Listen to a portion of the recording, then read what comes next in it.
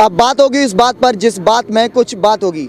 नमस्कार, आप देखना शुरू हो चुके हैं मेरे साथ वॉइस ऑफ वॉरियर न्यूज़ और मैं हूं आपका साथी सहयोगी हमदर्द अमन यादव आपके साथ।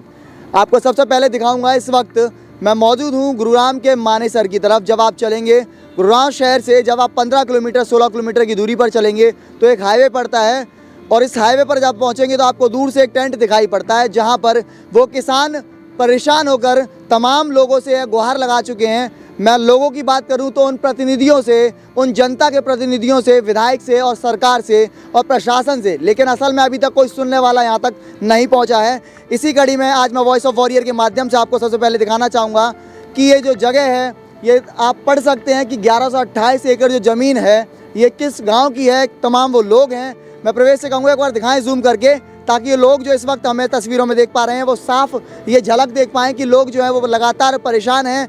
अपनी गुहार लगाने के लिए पटौदी से विधायक सत्यप्रकाश जरावता के पास भी पहुंचे हैं। 203 बार की वार्ता हुई है, आश्वासन मिला, लेकिन अभी तक हल नहीं मिल पाया। इसके पीछे के क्या कुछ कारण है मैं इन लोगों से ही जानूंगा और बात करूंगा। लेकिन सबसे पहले मैं आपको बता दूं कि इस शहर को असल में बर्बाद करने का जिम्मा किसने लिया है, क्योंकि अभी तक किसी ने ऐसा तो नहीं किया कि इस शहर को कुछ ऊंचाइयों तक, बुलंदियों तक पहुंचा पाया हूं। मैं बात कर रहा हूं उन रिहायशी कमरों में बैठकर, उन एसी वाले कमरों में बैठकर जो हमारे अधिकारी हैं, जो जनता के प्रतिनिधि हैं, वो सुनने का नाम ही नहीं लेते हैं।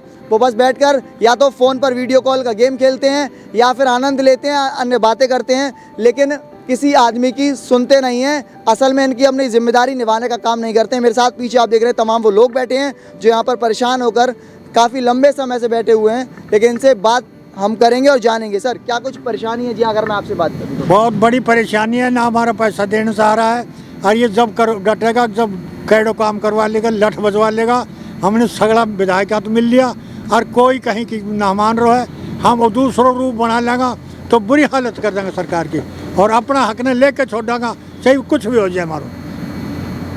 विधायक से बात हुई तो विधायक क्या कहता है आप लोगों से? विधायक वही आश्वासन दे है, ना कोई काम करे, आज जहाँगा कर देगा, वो फालतू बात है।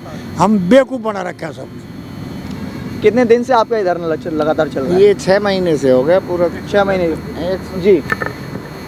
आज करीबन 178 दिन हो चुके हैं इस धरने में चलते हुए, और सरकार कोई सुनवाई नहीं कर रही है। हम सत्यप्रकाश जरावता विधायक जी से भी और सांसद इंद्रजीत जी से मिले हैं, उनका कोई आश्वासन नहीं करे। अधिकारियों से बात चल रही है, जल्द से जल्द इसका कुछ अपका निपटारा करेंगे, लेकिन अभी तक कोई कार्रवाई नहीं हो पाई। 178 दिन से लगातार बातचीत चल रही है, ऐसी कौन सी बात हो गई है? सरकार कुछ करती नहीं। हमें तो किसान बैठे हुए हैं, बड़े परेशान हैं, उनका ब्याज की लड़ाई है। 2011 से अब तक का ब्याज चाहिए, लेकिन सरकार को सुन रही। कह रहे अपने जितने भी हमारे अधिकारी हैं उनसे बात करेंगे, उनसे बात करने के बाद आपको कुछ बताएंगे, लेकिन आश्वासन है, सिर्फ कुछ नहीं होता, कागजों में ही है, आश्वासन के सिवा कुछ नहीं है। मैं आपसे जानने की कोशिश करूं, विधायक के अलावा आप लोग कहां और पहुंचे हैं, कहां पर आपने पत्राचार जारी किया? इंद्रजीत से भी मिल चुके हैं, डीसी से भी मिल चुके हैं, जिससे जो माध्यम से मिल सकते हैं, मुख्यमंत्री से भी मिल चुके हैं, लेकिन कोई कुछ नहीं करा, सिर्फ आश्वासन दे रहे हैं और कुछ नहीं। ज़मीन ज़बरदस्ती छीन ली गई है, हमारा जो राइट बनता है इंटरेस्ट का वो भी नहीं दे रही है, वो भी नहीं दे रही है, नहीं दे रही है। और हम कुछ ऐसा कुछ मांग भी नहीं रहे हैं। एक तो ज़बरदस्ती ज़मीन छीन ली गई हमारी, और हमारा इंटरेस्ट बनता है वो भी नहीं दे रहे 10-11 साल का। अगर मैं बात करूं तो अगली बार वोट की चोट जो आने वाला समय है वो उसमें कुछ दिखाई देगा? आप लोग एकजुट होकर कुछ करेंगे? ये बीजेपी सरकार है, इतनी गंदी सरकार है, इसको कौन वोट देगा? कहीं पे भी जाओ सब जगह धरना प्रदर्शन चल रहा है। ये तो इलेक्शनों के चक्कर में आश्वासन दे रहे हैं कि इलेक्शन निकल गए, उनका काम खत्म, फिर इनको लठ मारो और भगा दो यहाँ से।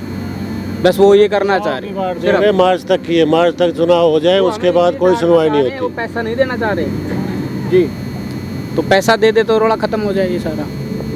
सारी की सारी लड़ाई जो है वो सिर्फ इस बात की है कि आप अपने ईगो को साइड नहीं रख रहे हैं। मैं फिर कहूँगा कि आपको समझना चाहिए, आप उठें। 178 दिन में अभी तक बातचीत नहीं हो पाई है, तो ये इस आम जनता के लिए एकदम से ऐसी कहानी है जिसे सुनकर तमाम वो लोग जो इस वक्त हमें देख रहे हैं वो सन्न रह जाएंगे। 178 दिन में ऐसी क्या बातचीत है, ऐसा क्या मसला है जिसको आप रिजॉल्व नहीं कर सकते हैं, जिसको आप शांतिपूर्वक तरीके से इन लोगों के बीच में, जिसे कहा जाता है इस देश का अन्नदाता, ये वो किसान हैं जो लगातार परेशान चल रहे हैं। मैं और भी लोगों से बात करूंगा और आपसे जानने की असल में मैं कोशिश करूं क्या कुछ इस सरकार को अब आप चेतावनी देने वाले हैं, या कुछ संदेश आप जो अपने माध्यम से देना चाहेंगे तमाम लोगों के बीच में बैठकर? संदेश तो हम इस सरकार को लेकर के चौकीदार से और ऊपर तक दे चुके हैं। खट्टर को हम दे चुके, इंद्रजीत को एमपी को हम दे सके, एमएलए को हमने दे दिया, डीसी को हमने दे दिया। हमारी कोई सुनाई नहीं हो रही किसानों की। ठीक है,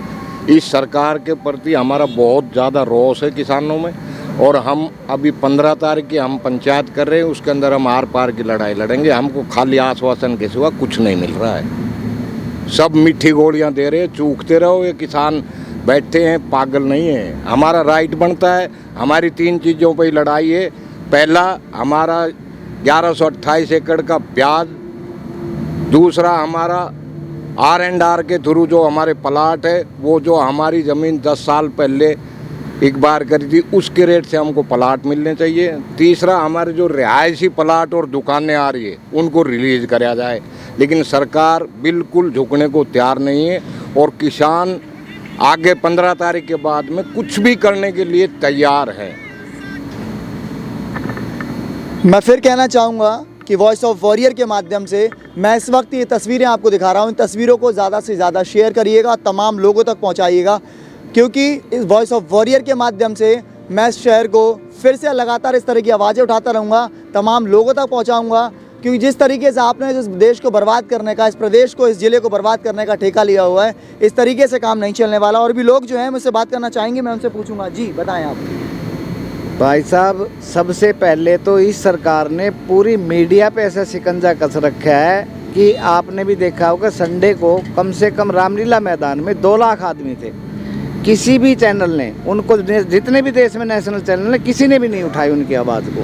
हम तो बहुत कम संख्या में बैठे हैं। मीडिया से लेके हर चीज़ को, किसान, जवान, जितने भी हैं, सबको दबाने की कोशिश की जा रही है। हमारा 15 तारीख का टाइम दिया हुआ है सरकार को। 15 तारीख तक या तो हमारी मांगों को सुन ले, हमारे पास कोई भी सिस्टम बैठाए, नहीं 15 तारीख को हमारे पास एक ही रास्ता है, नेशनल हाईवे और KMP। ये 2 रोड है, इन पे कट के मर जाएंगे और कोई रास्ता ना है। सुन लीजिए आप, अगर 178 दिन में आपने बातचीत नहीं कर पाई है, तो किसानों ने संदेश दिया है कि या तो कट कर मर जाएंगे, तो फिर आपकी ज़रूरत क्या है? मैं इस आवाज़ को फिर से उठाने की कोशिश कर रहा हूँ कि एक बार जिंदा करिए अपनी आवाज़ को। मैं जब आप तक आवाज़ पहुँचाने की कोशिश कर रहा हूँ, इसका मतलब सीधा सा है कि जो लोग परेशान हैं, असल में मरने की बात आदमी तभी करता है जब उसको कोई रास्ता नहीं दिखाई देता है। नेशनल हाईवे की बात करी, KMP पर मरने की बात करी, उसके बाद भी यदि आप मौन हैं तो फिर आपके मन में क्या है? क्योंकि लगातार जिस तरीके से प्रधानमंत्री मन की बात करते हैं, इस सरकार में खट्टर सरकार लगातार जनता की हितैषी होने की दावा करती है, बात करती है, लेकिन बात यहाँ पर खोखली साबित होती है। मैं देख रहा हूँ, फिर से बात करूँगा, मैं जानूँगा। जी बताएं आप। हमने DC साहब के पास हम ज्ञापन देने गए। DC साहब को भी हमने ये कहा, इतने अंदर से टूट चुके हैं किसान कि जो हमारे 5 गांव हैं, इनकी वाटर सप्लाई के टैंक में एल्ड्रीन डलवा दो और उनको छोड़ दो पानी की सप्लाई गांव में। सब मर जाएंगे, ना कोई ब्याज मांगेगा, ना प्लाट मांगेगा, ये नौबत है। बस हम तो सरकार से यही गुहार है कि अब जो पानी सर से ऊपर गया है। सुन लीजिए आप, अगर अभी भी आपको शर्म ना महसूस हो तो फिर मुझे लगता है कि आपको इस्तीफ़ा दे देना चाहिए। इस वक्त जो लोग मेरी तस्वीरों को देख रहे हैं, उनको ज़्यादा से ज़्यादा शेयर करना चाहिए, क्योंकि इन अधिकारियों तक, इन प्रतिनिधियों तक, इन विधायकों तक, इन सांसदों तक, इन मंत्रियों तक, तमाम लोगों तक जो जनता के प्रतिनिधि होने का वादा करते हैं, जो मंचों में सफ़ेद कपड़े पहनकर तेज़ी से जनता की ओर हाथ फैलाते हैं और ये दावा करते हैं कि हम आपके हितैषी हैं, हम आपके पक्ष में काम करते हैं। अगर आप इस तरीके से पक्ष में काम करेंगे तो लोग कहते हैं कि हम हाईवे पर जाकर अपनी जान दे देंगे। हमें ऐसे प्रतिनिधियों की आवश्यकता नहीं है, ज़रूरत नहीं है। इस वक्त आप देख रहे हैं मेरे साथ वॉइस ऑफ वॉरियर न्यूज़, और मैं था आपका साथी सहयोगी हमदर्द अमन यादव आपके साथ। मैं फिर कहना चाहूँगा कि मैं आप तक लगातार ये आवाज़ उठाता रहूँगा, और इस तरीके से मुद्दे जो तमाम लोगों तक पहुंच रहे हैं, इनको ज़्यादा से ज़्यादा आगे बढ़ाते रहिए, ताकि किसी न किसी की हमारे माध्यम से मदद हो सके। धन्यवाद।